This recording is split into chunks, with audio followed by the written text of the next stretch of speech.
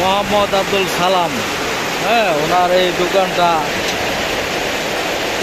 চায়ের দোকান, চা তৈরি হইতেছে, পাশে বৃষ্টি পড়তেছে, প্রচুর বৃষ্টি। কিন্তু এটা হলো সাব রেজিস্ট্রি অফিস প্রাঙ্গণ, প্রচুর বৃষ্টি পড়তেছে এবং এখানে হাজার হাজার মোটরসাইকেল দাঁড়িয়ে আছে। আপনারা দেখতেছেন বেশ কিছু দোকান আছে, 3টা 4টা দোকান আছে। এর মাঝে একটা দোকান ওই শুধু এই সালাম ভাইয়ের দোকান। এই খারপা ঘর এবং সম্পূর্ণ উন্মুক্ত অবস্থায় কিন্তু কাছে।